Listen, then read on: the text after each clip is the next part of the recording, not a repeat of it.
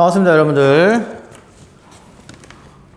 자, 오랜만인 것 같아요. 이제 계약이 결정이 돼가지고 아마 다음 주면은 여러분들이 올 텐데, 수업을 조금 미리 찍으려고 했는데 찍을 시간이 통 없었어. 어제만 해도 회의를 내가 5개나 했어요. 연수까지. 온라인 계약 관련해서. 도저히 연수 끝나니까 7시가 넘어. 뭐 어떻게 할 수가 없어요. 그래서 오늘 찍고 오늘 올리고, 오프라인 때 경기고 애들을 보면은 말을 하겠지만, 마스크를 끼고 수업을 하고 에어컨도 잘 안 틀어주고 그런 환경에서 수업을 듣는 것보다는 그냥 집에서 온라인을 찍어서 여러분들이 듣는 게 더 편하지 않을까, 이런 생각을 하고, 수업 시간에는 여러분들이 원하는 질문 혹은 여러분들의 의견, 이런 것들을 얘기하면 나랑 대화를 통해서 여러분들의 그런 가치관이나 생각을 생활기록부에 적어주는 게 보다 좋지 않을까. 일종의 거꾸로 수업이라고 하죠. 한 3년 전에 해보자고 얘기가 나왔던 뭐 그런 거 하면 될 것 같습니다. 반갑고요. 보겠습니다. 4단원 생명윤리입니다. 교과서는 45쪽이고, 자, 내용 보면은 적었어? 다 적고 별게 없죠? 2번, 3번, 4번 찬성 반대는 다 책에 있는 내용 그대로 읽으면서 설명하도록 하겠습니다. 간단하니까. 자, 일단 이렇게만 딱 적고 다 적은 사람은 플레이 버튼을 다시 누르도록 하세요. 자, 1번. 생명과학과 생명윤리는 대체 어떤 관계에 있는가를 봐야 되는데, 생명과학이라는 게 뭡니까, 여러분들? 뭐 인간 복제, 동물 복제, 유전자 치료, 이런 것들이 다 생명과학이에요. 인간의 생명이나 건강에 관련된 것들. 그래서 이런 것들은 장점이 인간의 생명을 연장하고 건강을 증진시켰단 말이야. 단점이 있어. 단점이 뭐냐면 인간의 존엄성을 위협하는 거야. 여러분도 그 영화 아일랜드 같은 거 봤어요? 영화 아일랜드 같은 거 보면은 이런 거 나와. 인간을 복제시켜서 나의 이 복제 인간을 만들어. 근데 인간이 왜 죽어? 장기가 늙는 거야. 간이나 심장이나 이런 장기가. 그래서 내 복제 인간의 장기로 내 장기가 늙으면 교체하는 거지. 그럼 나는 죽지 않고 평생 살 수 있어. 이런 시대가 오면 과연 인간은 인간으로서의 존엄성을 보장받을 수 있는가, 이런 문제란 말이야. 장기를 이식받는 사람이든 장기를 이식해야 되는 사람이든 둘 다 인간이라는 건데, 과연 인간의 존엄성이 있는가. 또한 인간의 생명을 결국 인큐베이터 같은 곳에서 과학자들이 만들어낼 수 있는 거라면, 인형을 공장에서 만드는 거랑 인간의 생명을 만들어내는 거랑 큰 차이가 있어요? 없다라고 보겠죠. 그러면서 인간의 존엄성이 약화된다라는 거야. 그래서 우리가 안 되겠다, 생명과학의 정당성과 한계를 얘기해 주자라는 입장이 생명윤리라는 겁니다. 근데 여기서 이 생명과학과 생명윤리는요, 어떤 관계에 있는지가 중요해. 이 둘은 상호 보완적 관계에 있다라는 거야. 왜? 생명윤리는 방금 말한 것처럼 생명과학의 정당성과 한계를 말해주는 겁니다. 대신 뭐가 필요해? 생명과학의 지식이 필요해. 배아복제가 뭔지, 동물복제가 뭔지, 유전자 치료가 뭔지, 이런 것들에 대해서 얘기를 해봐야 돼. 만약에 생명윤리에서 유전자 치료는 안 돼 이러는데, 유전자 치료에는 최세포 유전자 치료가 있고 생식세포 유전자 치료가 있는데요, 저희 과학자 입장에서는 최세포 유전자 치료는 괜찮은 것 같습니다. 최세포 유전자 치료? 그게 뭔데요? 일단 안 돼요. 안 돼. 이러면 안 된다라는 거지. 뭔가 생명과학의 지식을 갖다가 옳고 그름을 판단할 수 있어야 한다는 거지. 아, 되게 덥네. 야, 벌써 몇 더운데, 씨.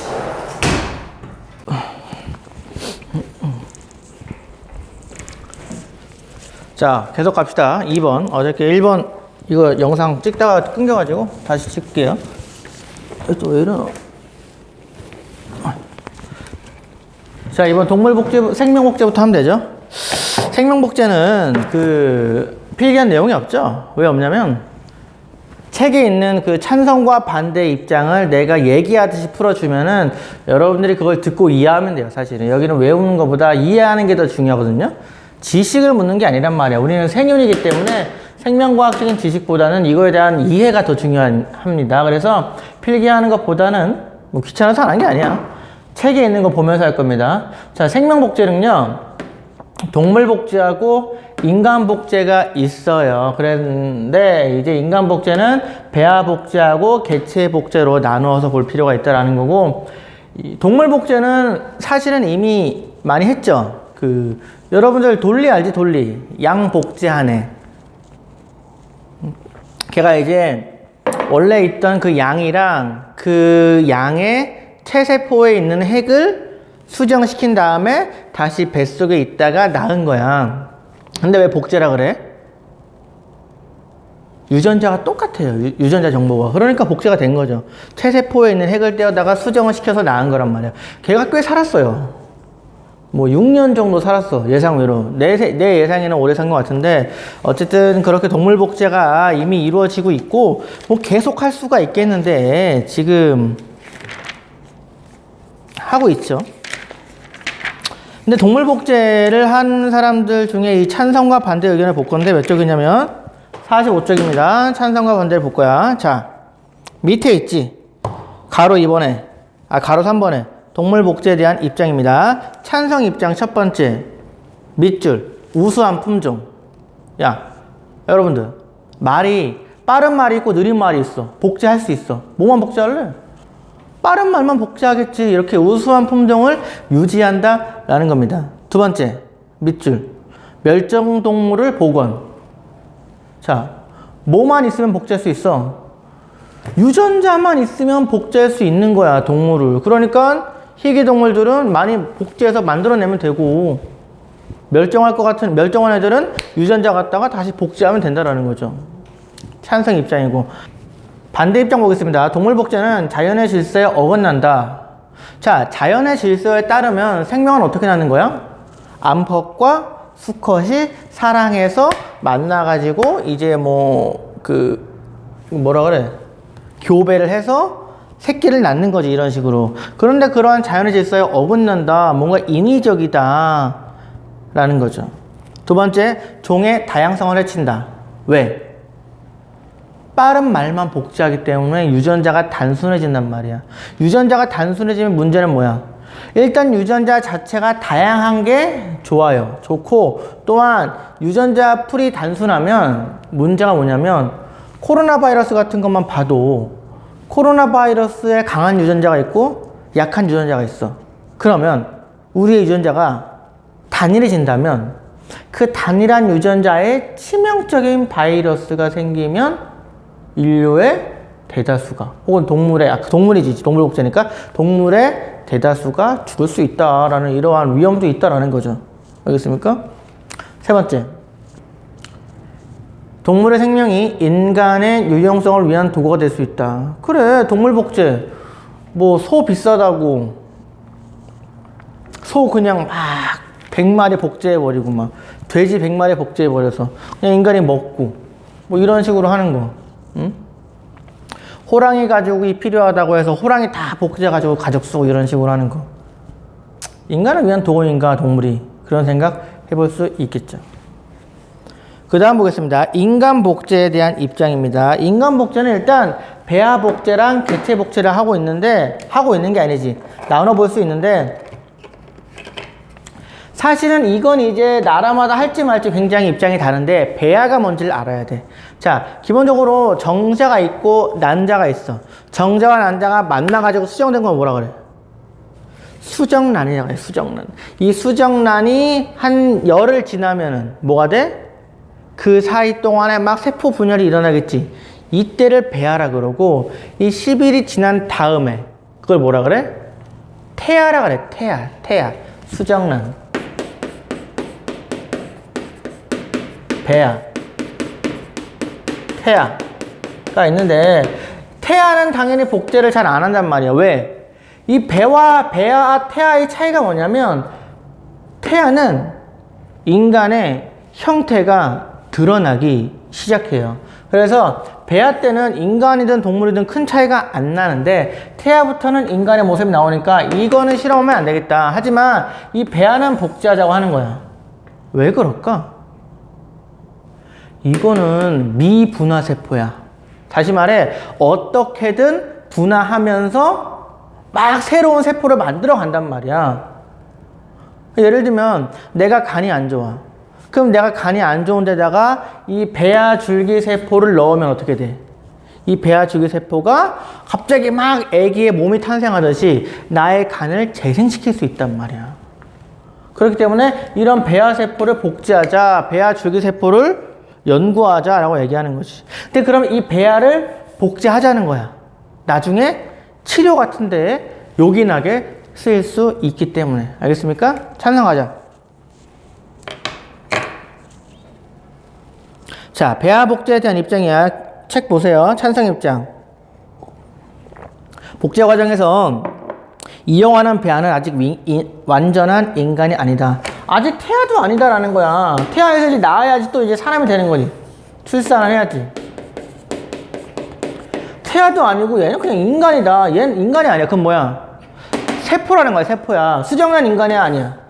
너네 이건 확실히 세포라 그러지. 그전에는 정자랑 난자는 인간이야? 이렇게 세포잖아. 정자랑 난자도. 마찬가지로 얘는 인간은 아니고 세포다라는 거야. 알겠어요? 두 번째, 생식 초기에 관한 연구, 인체 조직의 장기 복구, 질병 치료 등에 이용할 수 있다. 내가 말했잖아. 얘네는 어떻게든 막 새로운 세포를 생겨나가는 분화에 가냐.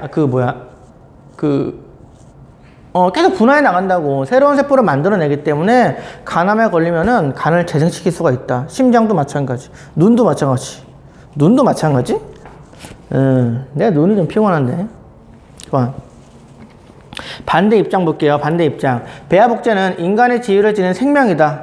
아니다. 이 배아는 인간의 쪽으로 보자라는 겁니다. 두 번째, 배아 복제를 위한 난자 확보 과정에서 여성의 건강권과 인권이 훼손된다. 여러분들 남자가 한번 사정을 할 때 정자를 몇 개 만들어내? 어마어마하지. 뭐 진짜 셀 수도 없어요. 막 몇억 개, 몇십억 개라 그러는데 난자는 한 달에 한 개야. 그러면 배아 하나를 만들어내기 위해서는 난자 하나가 필요해. 근데 배아 복제를 할 때 하나만 시도하면은 치료비가 많이 들고 성공률이 100%가 아니니까 많은 난자가 필요하단 말이야. 그러기 위해서는 어떻게 해? 특정 여성들에게 난자 유도제를 그러나? 아무튼 배란 촉진제를 맞게 해서 난자를 만들어내서 추출한다는 거지. 그럼 그 여성의 건강권이 침해될 테고, 특히 그런 여성은 어떤 여성이겠어? 돈이 없는 여성들이란 말이야. 가난한 여성들. 그렇게 되면은 그런 여성들의 인권이 침해된다라는 거지. 알겠어요? 자, 교과서가 아니고 툭 넘겨보세요. 46페이지. 자, 이번에는 개체 복제를 볼 건데, 그냥 인간을 복제한다라는 거야. 인간이라는 개체를 복제한다라는 거야. 인간을 복제한다. 가공용 1, 가공용 2, 가공용 3. 이런 식으로. 찬성부터 보자. 첫 번째. 불임 부부가 유전적 연관이 있는 자녀를 가질 수 있다. 불임 부부는 아이를 지금 어떻게 갖냐면 입양하겠지. 근데 유전적으로 다르단 말이야. 하지만 개체 복제를 하면은 나의 유전자, 또 과학이 발달하면은 나와 와이프의 유전자를 섞은 유전자를 복제할 수 있겠다라는 거죠. 이런 식으로 불임 부부들에게는 희망이 된다라는 거고. 두 번째, 복제 인간도 서로 다른 선택과 경험, 환경 아래에서 독자적인 삶을 살아간다. 야, 가공용 1이 있어. 근데 가공용 2가 있어. 얘는 나랑 생긴 것도 똑같고 유전자도 똑같고 혈액형도 똑같아. 그러면 가공용 2는 독자적인 인생을 사는 사람이 아니면은 나의 그냥 복제품이야? 응? 내가 원조고 얘가 복사본이야? 아니면은 둘 다 각자 인생을 살아가는 거야? 자, 이 주장에서는 이 복제된 인간도 독자적인 삶을 살아가니까 복제해도 된다는 거야. 왜? 이 사람이 주어지는 환경, 또 그 환경에서 이 사람이 살아가는 선택, 행동 이런 것들을 통해서 새롭게 살아갈 수가 있다라는 거지. 알겠습니까? 여러분들이 그 영화 아일랜드를 꼭 보면 좋겠어요. 아일랜드. 영화 아일랜드라는 영화가 있는데 그 아일랜드라는 영화는 뭐냐면 어떤 인간이 있고 그 인간이 나의 복제 인간을 만들어. 왜? 그 복제 인간의 장기를 갖다 써서 아프지 않고 죽지 않으려고. 근데 그 영화에 이런 장면이 있어. 그 복제 인간이 자기를 만든 주인 인간이라고 하긴 그렇지. 그 인간을 만나는 거야. 그러면 그 복제 인간 입장에서는 어떻게 돼? 자기는 복제 인생이지만 자신의 장기를 쓰기 위해 만든 사람도 자기라는 거지. 막 고민이 되는 거지. 그럼 내가 난가? 제가 난가? 나는 뭐지? 막 이런 것들. 반대 입장입니다. 첫 번째, 인간의 존엄성이 훼손된다. 복제를 원하는 사람의 의도에 따라 복제 인간을 도구로 쓸 수 있다. 방금 말한 거지. 내 장기를 쓰기 위해서 복제했다. 너네 같으면 할래 안 할래? 너네가 돈이 많아. 근데 여러분들이 늙고 죽어. 간이 늙고 죽고 심장이 늙고 죽고 눈이 안 좋아. 근데 나랑 똑같은 인간의 복제해서 장기 이식을 받으면 평생 살 수 있어. 하겠어 안 하겠어? 할 확률이 꽤 있죠. 그러니까 이러한 측면에서 볼 때 복제 자체를 일단 금지해야 한다는 거야. 두 번째, 자연스러운 출산 과정에 미비된다. 당연하지. 여러분들은 다른 곳에 복제로 태어난 게 아닙니다. 엄마 아빠의 그 사랑의 감정이 싹 타가지고 만들어낸 소중한 생명이란 말이에요. 일종의 사랑의 선물이라고, 여러분들의 생명은. 근데 이러한 자연스러운 과정에 위배된다라는 거죠. 세 번째, 인간의 고유성 위협한다. 방금 말했죠? A라는 사람이 있고 A-가 있으면 유전자 정보가 똑같아. 그러면 나는 나잖아. 근데 나는 난데 나랑 유전자 정보가 똑같은 나의 다시가 있어. 그럼 누가 나야?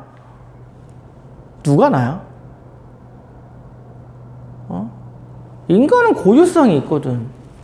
지난 시간에 하이데거도 말했잖아. 하이데거가 말하는 죽음은 남의 죽음이 아니고 나의 죽음이야. 독자적인 나의 죽음. 이러한 독자성, 고유성. 그럼 나는 죽었는데 또 다른 내가 있어. 그럼 난 죽은 거야? 고유성이 침해된다라는 거지. 마지막, 가족관계에 혼란을 초래한다라는 거야. 봐봐, 너네 엄마 아빠가 있지.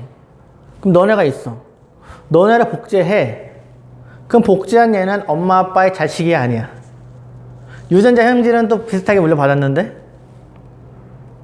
응? 그럼 만약에 엄마 아빠가 나중에 돌아가셔서 상속을 해. 그럼 상속을 할 때 그 상속의 재산은 나만 주는 거야? 나의 복제품까지 주는 거야? 이런 것들 고민해 볼 수가 있다라는 거죠. 가족관계가 위협된다.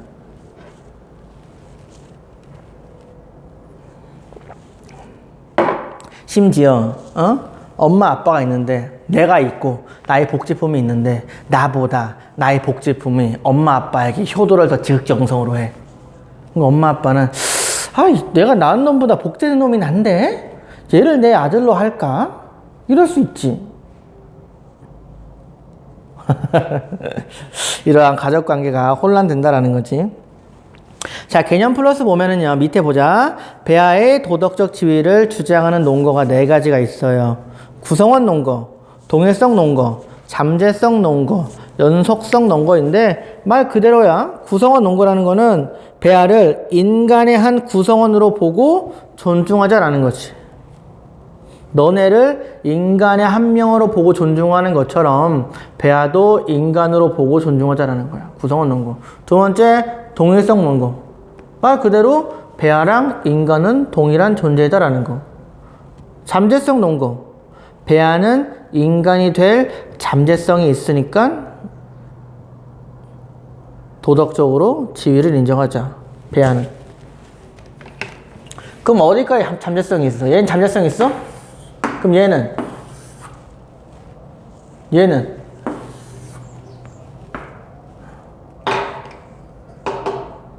근데 일단 얘는 수정이 되는 게 어렵긴 하니까 사실 어느 정도는 인정할 수 있지. 잠재성적인 측면에서. 그렇죠. 자, 그 다음 연속성 논거입니다. 자, 인간의 발달 과정은 이렇게 쭉 이어지는데 이 연속성을 여기서부터가 인간이라고 끊을 수가 없다는 거지. 연속적인 과정이니까 배아도 그냥 인간으로 인정을 하자. 그럼 여기는 아니라고 보지. 또 이런 사람들은 수정란까지는 좀 그렇잖아.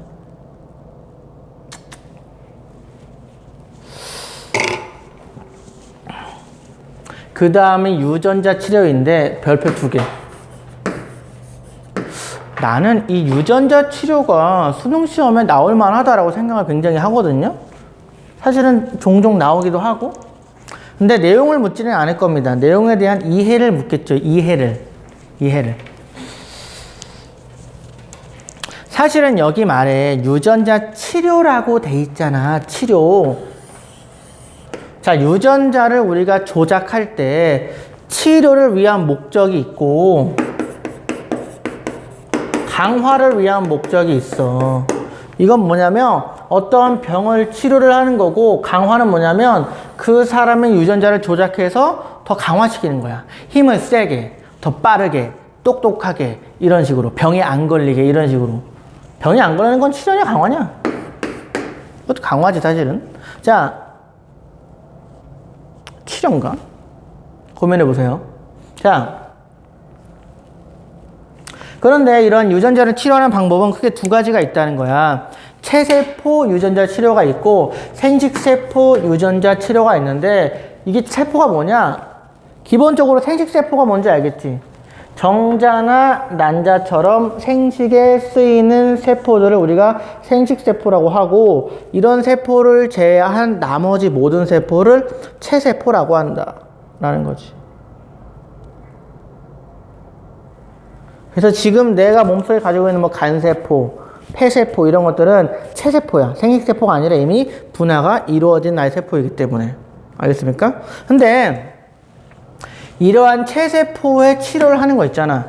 지금 내가 만약에 간암에 걸렸어. 그럼 나의 간에 있는 세포를 갖다가 치료할 때 쓰는 거는 이미 허용을 해. 많은 나라에서. 왜? 다음 세대에 영향을 안 미쳐. 이미 분화가 끝났기 때문에.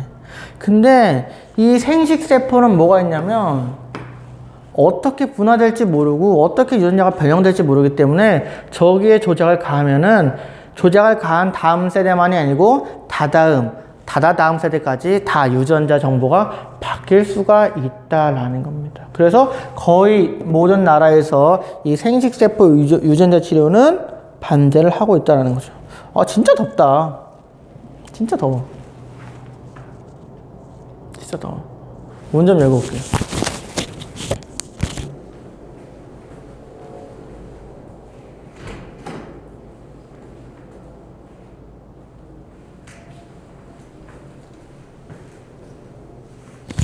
이렇게 더운데 여러분들이 오면 수업 어떻게 하냐 진짜. 난 특히 좀 더위에 약해가지고.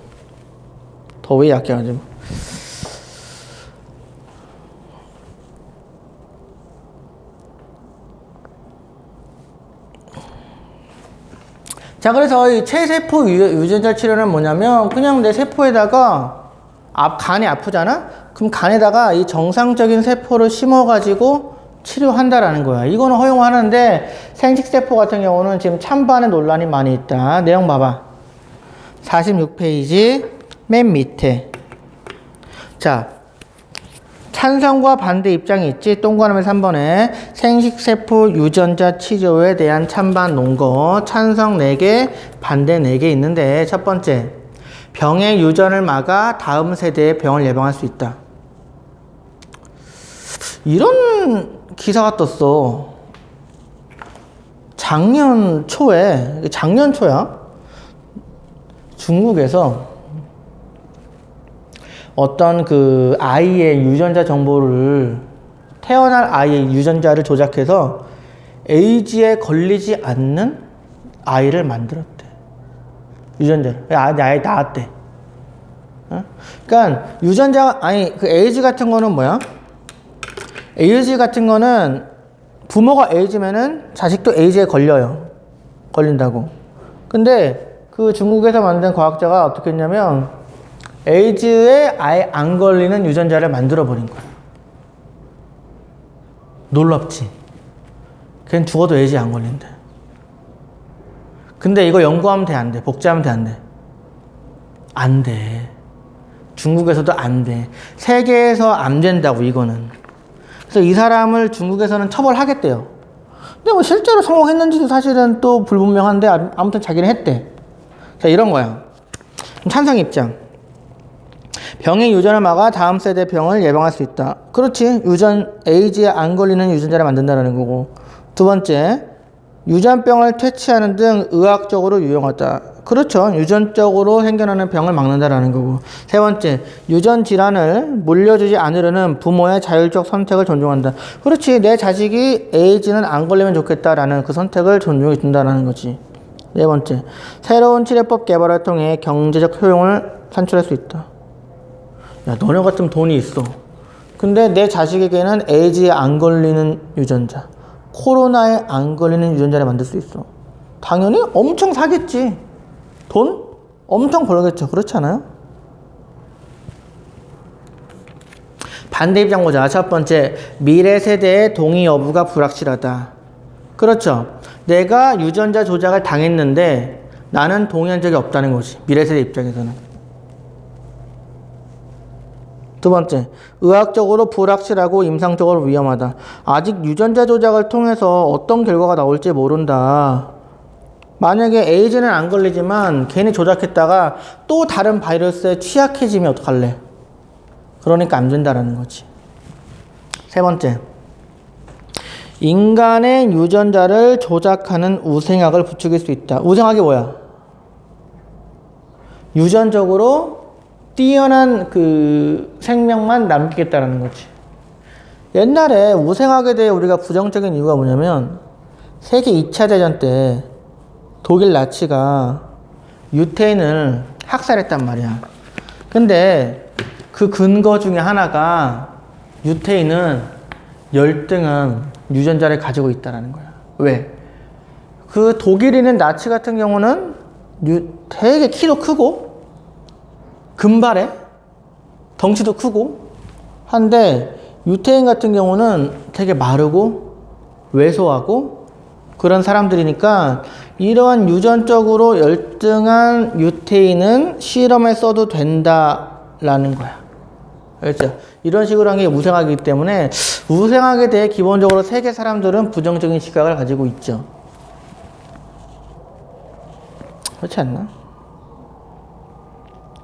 그리고 만약에 이 생식세포 유전자 치료가 되면은 유전자가 자기 자식을 낳을 때 당연히 김연아 같은 유전자, 손흥민 같은 유전자, 더 나아가 강홍룡 같은 유전자, 이런 유전자만 원할 거 아니야.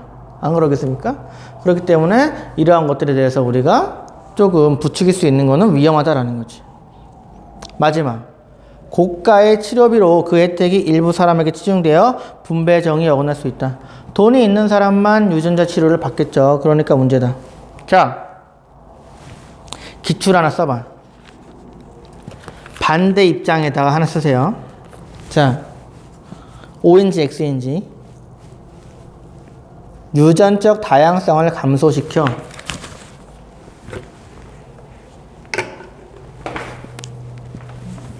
진짜 덥다.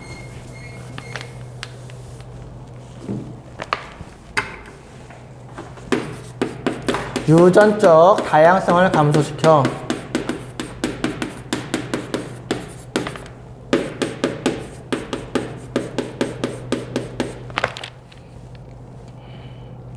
인류의 생존마저 위협할 수 있다.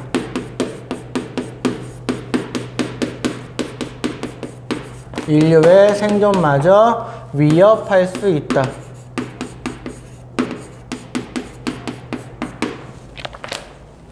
O야 X야?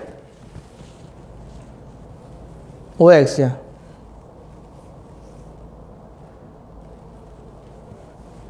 당연히 오죠. 그렇기 때문에 반대한다라는 거지. 유전자 조작을 할 수 있으면 막말로 다 너네 나 같은 유전자만 남겨놓을 거 아니야. 안 그러겠어? 나 아니면 뭐 김연아, 손흥민 뭐 이런 것만 하려고 하겠죠. 그러면 인류의 다양성 감소시키면은 그 유전자에게 치명적인 바이러스가 나오면 한 번에 다 죽어. 물론 나의 유전자는 웬만하면 바이러스는 다 이기겠죠. 선생님의 유전자는. 근데 혹시 모르니까. 자, 이번에는 동물 실험을 가보도록 하겠습니다. 동물 실험 뭐냐면 인체 실험을 하기 전에 동물에게 미리 실험해보는 거야. 대표적으로 약, 화장품, 샴푸 이런 거. 샴푸 같은 거 인간에게 쓰기 전에 미리 동물 눈에 넣어보는 거야. 특히 어떤 동물? 눈이 예민한 토끼 같은 애들. 그런 애들에게 안전하면 인간에게도 안전하겠지라고 얘기하면서 이러한 동물 실험을 했다라는 겁니다. 코로나도 마찬가지죠. 코로나 치료제를 얻기 위해서, 백신을 얻기 위해서는 인간에게 하는 임상실험 이전에 기본적으로 동물 실험을 먼저 하는 게 기본적인 절차이다라는 것이. 그래서 이게 중요해. 올해. 알겠습니까? 코로나 치료제 얘기할 때 이런 절차들 때문에 백신이나 치료제 보급이 늦어진다라는 비판이 조금 있었거든요. 물론 이미 동물 실험이나 임상 실험이 끝난 약품을 통해서 치료제를 개발하는 게 그래서 많이 하고 있는 거지. 왜? 동물 실험부터 거치면은 끝도 없어. 끝도 없기 때문에.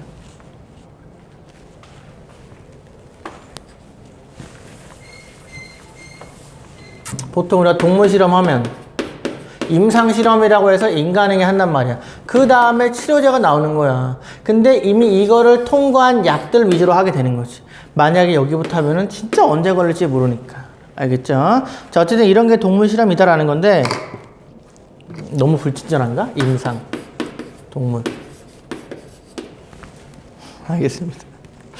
자, 이것도 표를 보세요. 몇 쪽이냐면 47페이지 보세요. 거기 위에 보면은 찬성이랑 반대 입장이 있는데 찬성 입장. 인간과 동물의 지위의 차이는 있고 인간은 동물을 이용할 수 있다. 자, 이런 입장이 기본적으로 아리스토텔레스가 말하는 존재의 위계설을 말하는 건데 너네 인간하고 동물하고 동등하니? 아니면 인간이 위니? 아니면 동물이 위니? 응? 나는 솔직히 뭐 강아지 같은 경우는 인간보다 위대한 면이 있다고 봐요. 내가 키우던 강아지 같은 경우는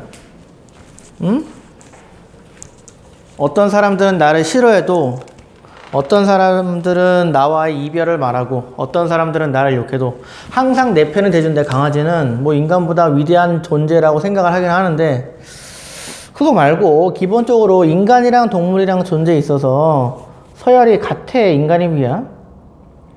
상식적으로는 인간의 위지, 그러니까는 인간을 위해서 동물을 쓸 수 있다라는 거야. 알겠어요? 보다 상위의 존재를 위해서 하위의 존재를 이용할 수 있다라는 거. 두 번째, 인간과 동물은 생물학적으로 유사하여 동물 실험의 결과를 인간에게 적용할 수 있다. 자, 동물 실험했던 결과를 인간 실험에 적용하게 되면은 어쨌든 이 임상 실험에서는 인간을 대상으로 실험하지 않습니까? 그 부작용을 줄일 수 있다라는 거야. 생물학적으로 유사하니까 둘이.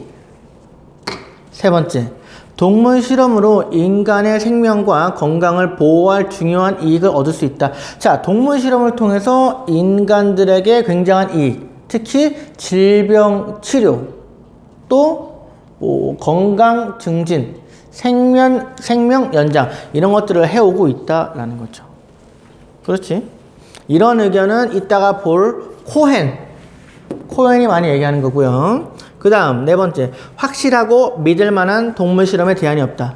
야, 니들 동물 실험 하지 말자고? 그럼 어떡할 건데? 바로 임상 실험해? 그러다가 임상 실험하는 인간이 죽어버리면, 크게 다치면 어쩔 건데? 라고 얘기하는 거죠. 대안이 없다라는 거야. 토끼도 불쌍하다. 쥐도 불쌍하다. 근데 어떡해? 방법이 없는데. 이 얘기. 자, 반대 입장 갑니다. 첫 번째. 인간과 동물은 존재 지위에 별 차이가 없다라는 거죠. 존재 지위에 별 차이가 없다. 대표적으로 어디?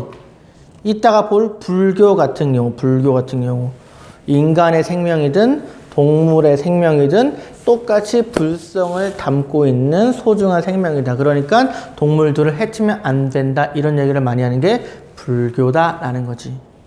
두 번째, 인간과 동물은 생물학적으로 유사하지 않으므로 동물 실험의 결과를 인간에게 바로 적용하기 어렵다. 자, 동물 실험 백날 해봐라. 근데 인간하고 동물은 유전적으로 100% 일치하지는 않죠? 높으면 90%, 낮으면 50%란 말이야. 그러면 동물 실험의 결과를 어차피 인간에게 적용할 수 없는데 왜 굳이 동물들을 해치느냐? 왜 굳이 동물들에게 고통을 주느냐?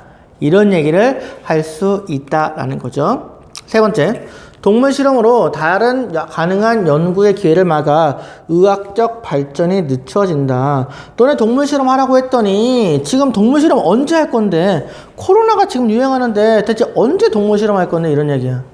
그럼 어떻게 하느냐? 밑에 먼저 읽어봐.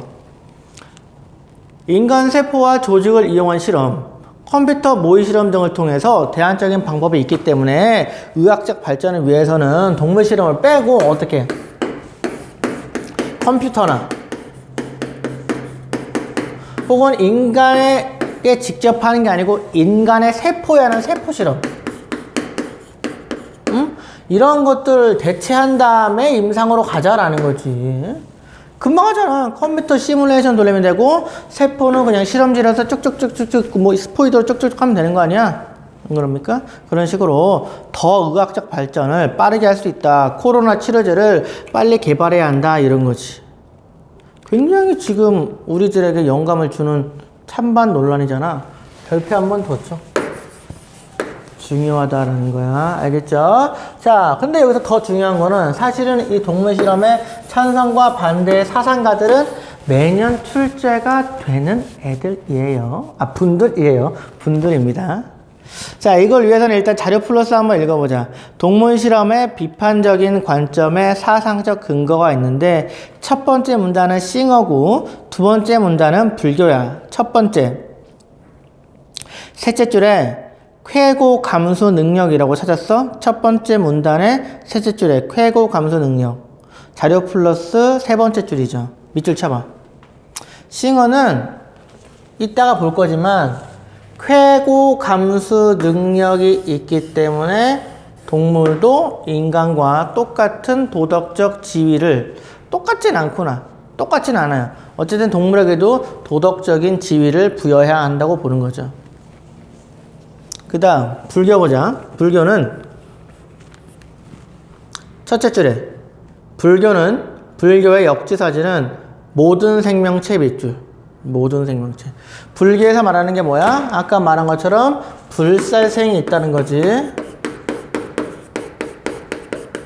모든 생명체, 인간, 동물, 심지어 식물까지 생명이 있기 때문에 우리는 평등하게 불살생해야 한다라는 게 불교의 입장이다라는 겁니다.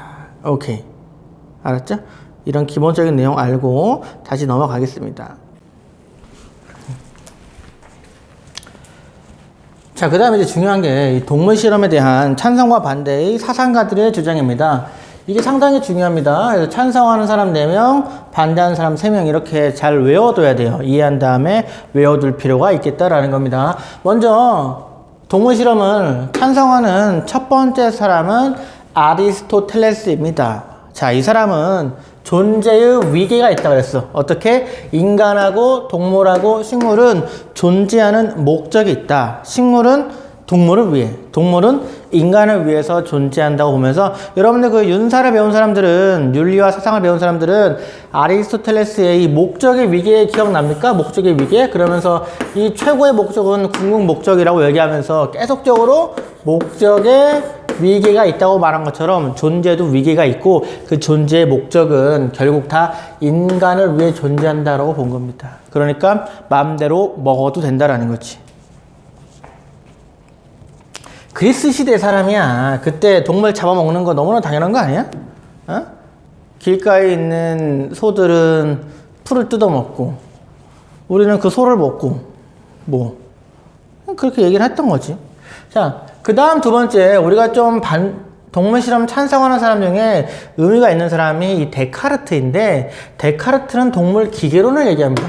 동물은 곧 기계라는 거야. 왜? 동물은 생각하는 존재가 아니라 생각되어지는 존재에 불과하기 때문에. 자, 여러분들 데카르트의 유명한 명제가 하나 있어요. 코기터 에르거썸. 코기터 에르거썸. 이게 무슨 말이지? 커피가 없네. 코기터 에르거썸. 나는 생각한다, 고로 존재한다야? 아니면 나는 존재한다, 고로 생각한다야? 어? 나는 존재한다, 고로 생각한답니까? 나는 생각한다, 고로 존재한다요? 자, 우리가 일상적으로는 존재를 하기 때문에 사람이 뇌가 있고 이성이 있으니까는 생각한다라고 얘기하겠지만, 데카르트는 이거를 부정하고 어떻게 나는 생각한다, 고로 존재한다라고 얘기를 합니다. 사실은 데카르트가 그 근대를 연 사람이잖아. 르네상스 시대를 열었는데 그때 전 세대가 뭐야? 중세라고. 중세. 중세는 어떤 사회야? 생각하자는 사회야? 신을 믿자는 사회야? 생각하지 말고 신을 믿어라야. 알겠어? 생각하지 말고 신을 믿어라, 신이 하란 대로 해라 라는 사회에 살던 데카르트, 그 시대가 싫어서 데카르트는 일단 이 세상에 존재하는 모든 것을 부정합니다. 여러분들 눈에 보이는 모든 것들의 존재를 부정하고, 기본적으로 다 부정한 다음에 내가 정말로 존재할 수 있다고 증명이 되는 것부터 시작을 하자. 자, 세상에 아무것도 없어. 그럼 생각해 보는 거야. 세상에 뭐가 있지? 뭐가 있지? 뭐가 있지? 아, 절대 부정할 수 없는 게 하나 있더라. 뭡니까? 절대 부정할 수 없는 거. 생각하는 내가 있다는 거야. 다 부정했는데 생각하는 내가 있다는 건 절대 부정할 수가 없어. 아, 고로 나는 생각한다, 고로 존재한다. 인간은 이성. 고로 인간은 이성이 있기 때문에 존재한다라는 것을 증명했구나 라고 얘기하는 겁니다. 알겠어요? 그래서 나는 생각한다, 고로 존재한다. 근대를 여는 훌륭한 명언이니까 우리가 지금까지 쭉쭉쭉 인정해 왔단 말이야. 그럼 봐봐. 데카르트 입장에서 나는 생각하는 존재야. 그럼 동물은 뭐야? 동물은 생각하는 거야? 아니야. 동물은 생각되어지는 존재라고. 생각되어지는 존재이고, 이 컵은 생각하는 거야? 생각되어지는 존재라고. 즉, 이렇게 생각이 되어지는 존재는 이성이 있는 게 아니야. 이성이 있으면 생각을 하겠지만, 이성이 없으니까 생각을 못 한다고. 이성이 없어. 또 동시에 같은 의미로 이 당시 데카르트 같은 경우는 이성과 영혼을 거의 일치해서 보거든요. 그러면서 이성도 없고 영혼도 없다. 동물은 기계랑 같다 라고 얘기하면서, 동물은 기계에 불과하니까 우리가 막 그냥 이런 거 분필 있으면 그냥 막 부러뜨리듯이 동물의 목도 그냥 막 부러뜨려도 상관없다. 동물 어떻게 동물을 부러뜨려요? 동물 목 부러뜨리면 막 깨개개 소리 나는데, 그건 뭐라 그래? 이런 유리컵도 깨지면 소리 나. 그런 거라는 거야. 알겠어요? 동물은 이성도 없고 영혼도 없고, 그러니까 쾌락과 고통도 못 느끼고 그냥 기계다. 마음대로 해라. 막 실험해라 라고 얘기했던 거지. 이게 데카르트. 세 번째, 칸트입니다. 칸트는 동물은 간접적인 의무를 줄 대상일 뿐이지 직접적인 의무의 대상, 다시 말해 도덕적으로 내재적인 가치가 있다고 보지는 않았어요. 칸트가 보기에 동물은 자의식이 없어. 자의식이 뭘까? 내가 있다는 의식이 자의식이야. 자의식. 자, 여러분들 개들이 거울 보면 짖지. 왜 짖어? 개들이 딱 옛날에 내가 키우던 개가 그 베란다를 보고 막 짖더라고. 자기인데. 아니, 베란다에 비친 자기 모습. 그러니까 베란다 그 통유리가 있잖아. 베란다 통유리에 비친 자기를 보고 막 짖더라고. 그래서 답답하다. 자의식이 없구나. 내가 있다는 생각을 못하는 거야. 근데 자의식이 있으려면 어떻게 해야 돼? 내가 지금 내 속에 있어서 몸이 안 보이지만 나와 떨어져서 내가 있다는 걸 알아야 돼. 그럼 자의식이 있는 거야. 여러분들도 거울을 보면 놀래요? 거울 보면 놀래? 거울 보면은 확 놀래지. 뭐야? 오징어가 한 마리 있네 이러면서. 난 안 물론 안 그러지만. 근데 어쨌든 놀랜단 말이야. 놀라는 게 아니라 안 놀랜단 말이야. 우리는 나구나. 내가 이렇게 생겼구나. 이런단 말이야. 근데 이제 그 자의식이 있기 때문이야. 나라는 생각이 있어. 여기 있으려면 뭐가 있어야 돼? 기본적으로 이성이 있어야 되는 거야. 이성이 발달해야 되고, 이 자의식 생각을 통해서 칸트는 뭘 해? 도덕 법칙을 직접 수립해서 내가 그것을 따를 때 자유로운 존재라고 얘기하고, 그런 존재는 목적으로 대해야 한다고 봐. 하지만 동물은 자의식도 없고 이성도 없는, 다시 말해 우리가 목적으로 대할 필요가 없는 그런 존재이기 때문에 우리는 동물을 보호할 필요가 없다라고 봐. 하지만 칸트는 여기서 동물에게 도덕적으로 잘 배려할 간접적인 측면의 의무는 있다고 봐요. 이게 무슨 말이냐? 동물에게 도덕적으로 대하는 거는, 만약에 내가 우리 집 개에게 맛있는 간식을 주는 거는 내 인간성, 다시 말해 내 도덕성을 올리기 위해서 하는 거지 그 동물을 위해서 하는 게 아니야. 생각해봐. 내가 우리 집 개가 있는데 개가 배고플 때마다 밥을 줘. 그러면 나는 다른 사람이 배고플 때도 밥을 줄 수 있는 그러한 도덕적인 성향이 올라간다는 거야. 인간적인 성향이. 이런 측면의 동물을 보호해야 되는 거지, 진짜 그 동물이 보호받아야 될 대상으로서 내재적 가치를 가지고 있기 때문에 보호할 필요가 있다고는 보지를 않아요. 알겠어요? 그래서 칸트가 이렇게 많이 나와. 기출에 어떻게 나오냐면, 동물에 대해서 도덕적 배려, 동물에 대해서 도덕적 고려, 이런 것들을 한다 그럴 때는 보통 앞에 무슨 말이 있어? 간접적이어야 한다. 간접적으로 도덕적, 이거 도덕적이라고 쓸까? 간접적으로 도덕적인 배려, 간접적으로 도덕적 고려의 대상이 동물이다라고 하면은 맞아요. 근데 여기서 만약에 그 동물이 도덕적으로 고려받을 내재적 가치가 있기 때문이다? 아니에요. 동물은 수단일 뿐이야. 무슨 수단? 인간의 도덕성을 고양하기 위한 그런 수단이라고 보는 거고. 알겠죠? 근데 여기서 중요한 기출문제 하나, 작년에 나온 거 쓰세요. 칸트야, 칸트. 자, 도덕적 존중의 대상을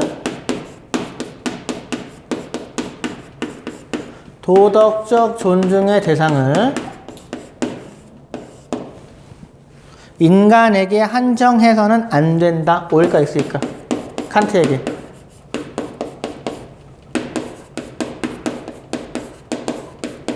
해서는 안 된다.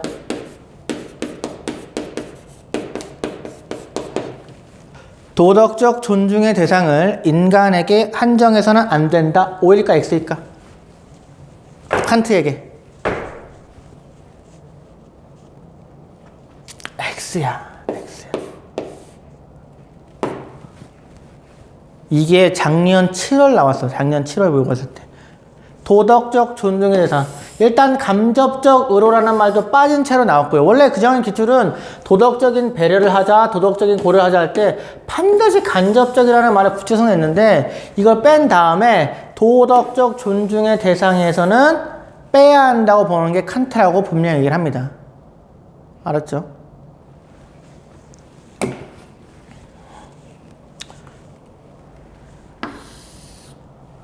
그렇기 때문에 만약에 수능에는 출제가 안 될 거야. 이 간접적이라는 얘기를 빼놓고 O인지 X인지는 안 낼 건데, 분명하게 도덕적 존중의 대상은 아니라고 얘기를 했기 때문에 일단 여러분들이 간접적이 빠졌을 경우에는 도덕적 존중의 대상으로 보지 않는다라고 생각하면 됩니다.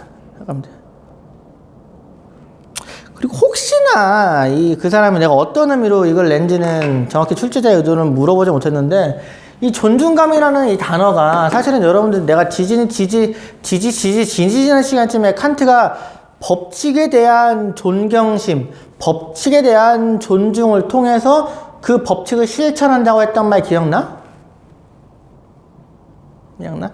칸트에게 이 존경심이나 존중은 단순한 감정이 아니라 뭔가 이성적인 법칙을 그대로 따르는 경외심 같은 좀 특정한 도덕적 감정으로 보이기 때문에 더 이런 단어로는 아니라고 얘기를 하는 것 같아요. 어쨌든 간접적이 빠지면 아니다라는 거.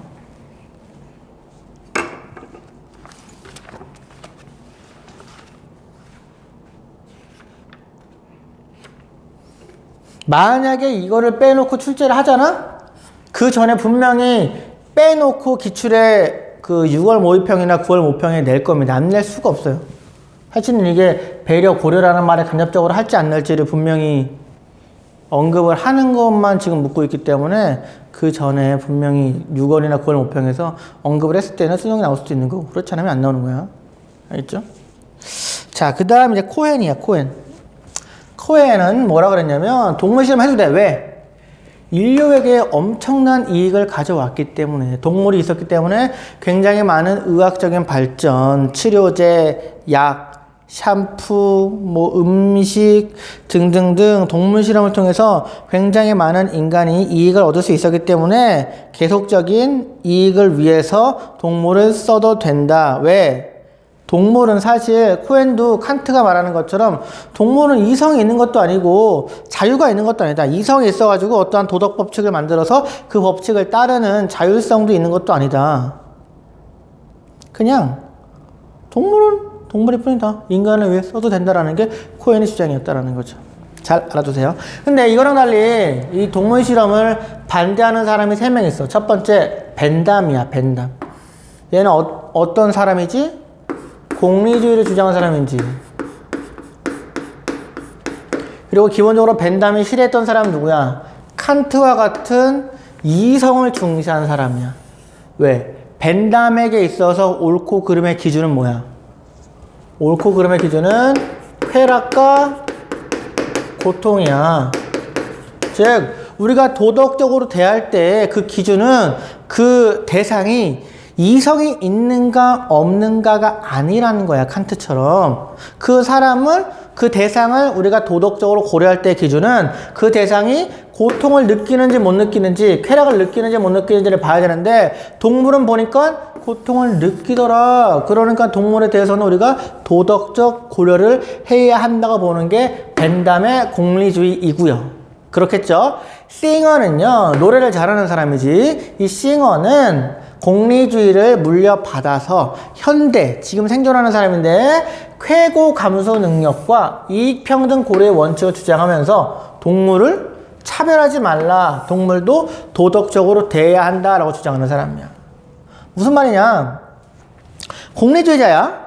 근데 동물에게는 쾌고 감소 능력이 있어. 이게 뭐야? 말 그대로 쾌락과 고통을 감수, 느낄 수 있는, 받아들일 수 있는 그런 능력이 있단 말이야. 이런 쾌고 감수 능력이 있는 존재. 다시 말해 동물은 우리가 도덕적으로 배려하고 도덕적으로 고려해야 하는 거고, 이렇게 쾌고 감수 능력이 있는 모든 존재에 대해서 도덕적으로 고려하는 원칙이 바로 이익 평등 고려의 원칙이야. 이익은 뭐야? 쾌락이 많으면 이익이고 고통이 적으면 이익이 있는 거 알겠습니까? 쾌락과 고통을 느끼는 모든 존재들의 이익은 평등하게 고려해야 한다라는 원칙이지. 말 그대로. 그렇기 때문에 종차별주의를 반대하는 거야. 우리가 기본적으로 인간에 있어서 차별은 뭐야? 인종차별을 얘기해. 인종차별. 인종차별은 뭐야? 백인과 흑인, 흑인과 황인끼리 인종 사이에 차별할 이유가 있어? 우리가 백인하고 흑인하고 황인을 차별 대우할 이유가 있어 없어? 없잖아. 인간이라는 공통적인 구성 요소가 있기 때문에 그들을 차별할 필요가 없다는, 차별할 이유가 근거가 없다는 거야.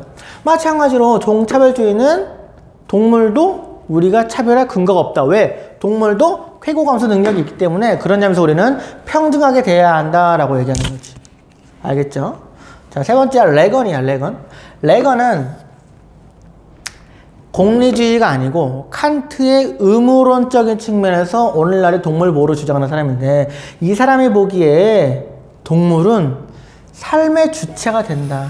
아까 말하지만 이런 사람들은 자율성이 없다 그랬지. 동물에게는 법칙도 못 세우고 그걸 따를 수 있는 능력도 없는 거니까. 하지만 레건이 보기에 이 동물은 삶의 주체이다.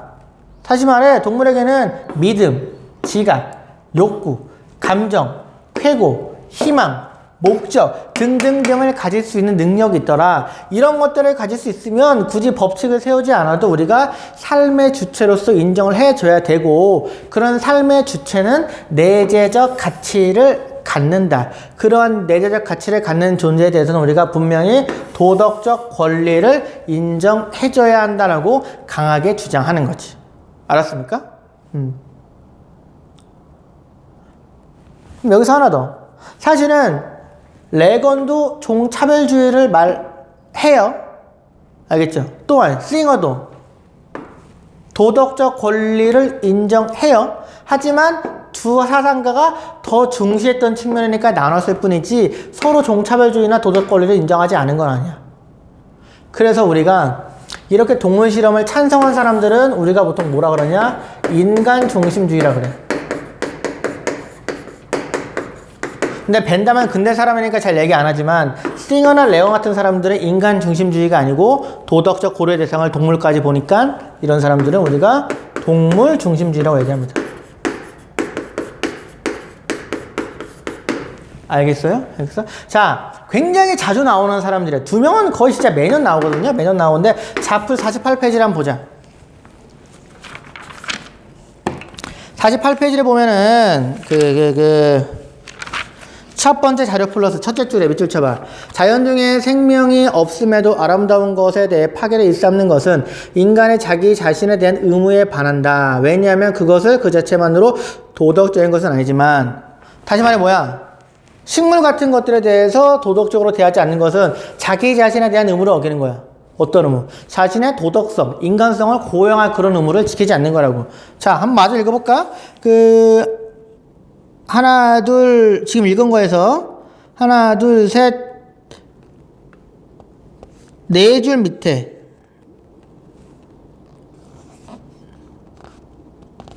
세 줄 밑에.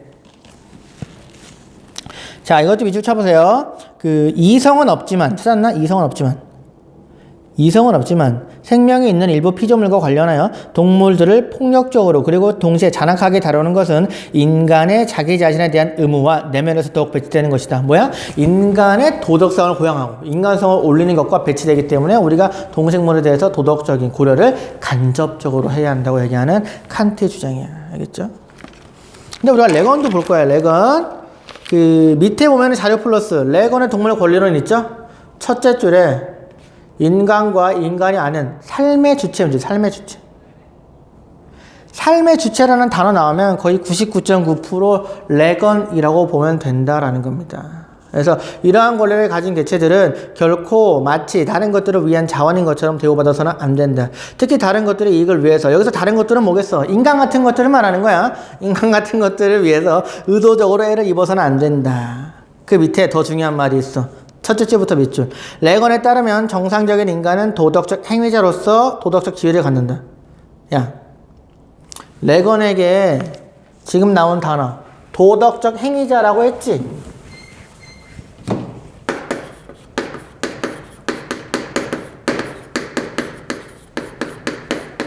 자, 도덕적 행위자는 누구야? 결국 인간이야, 동물이야, 자연이야? 인간만이야. 도덕적으로 행할 수 있는 능력은 인간만이. 알았어? 근데 그 밑에 더 중요한 단어가 있습니다. 저 끝에 보면은 다른 포유동물들은 밑줄 도덕적 무능력자.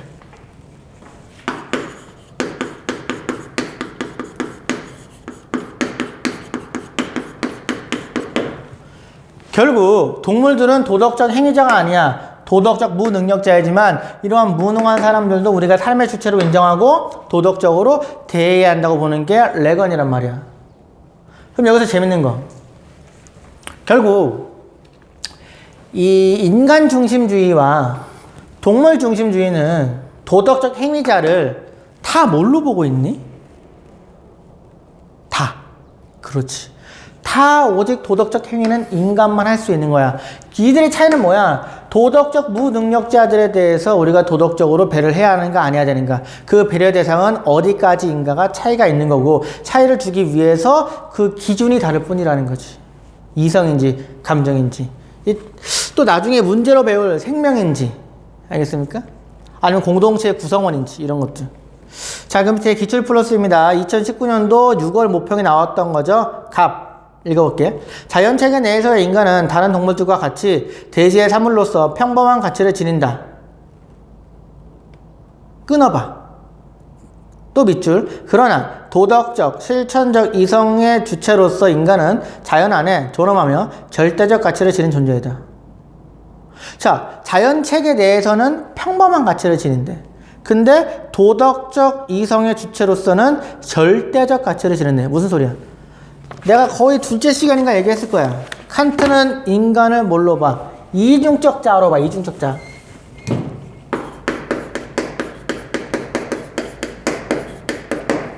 칸트에게 인간은 두 세계에 둘 다 속해 있어. 두 세계. 하나가 어떤 세계야? 하나가 현상계야.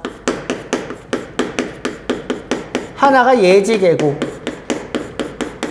자, 현상계는 그냥 현실이야. 이 세계는 자연 법칙의 지배를 받는 세계야. 예지계는 자연 법칙이 아니라 도덕 법칙의 지배를 받는 세계야. 그러면서 자연 법칙은 인간이 세우는 게 아니지만 도덕 법칙은 인간이 세우는 곳이고, 이 도덕 법칙인 예지계가 있기 때문에 인간의 자율 이런 것들, 내가 세운 법칙에 따라 행동할 수 있는 그런 자유가 있다고 말하는 게 바로 칸트란 말이야. 칸트. 그래서 인간은 여기 말하는 자연 법칙은 뭐 있겠어? 뭐 중력의 법칙, 가속력의 법칙, 뭐 이런 것들. 이런 법칙은 모든 동물이나 심지어 이런 물건이랑 다 같이 지배를 받는 거지만, 인간의 위대함은 어디? 이 도덕 법칙에 따라 스스로 법칙을 따를 때 위대하다고 보는 게 바로 칸트의 주장이다라는 거지. 그 얘기하고 있는 거야. 칸트야. 도덕적 기준으로서 어떤 행위에 의해 영향을 받는 모든 존재들의 이익과 고통을 동등하게 고려한다. 이익과 고통을 동등하게 고려한다. 이익, 평등, 고려의 원칙이다. 싱어다라는 거 알고 나중에 문제 풀면 되겠습니다. 오늘 수업은 여기까지 하고 문제 풀고 만나보도록 하겠습니다. 고생했다.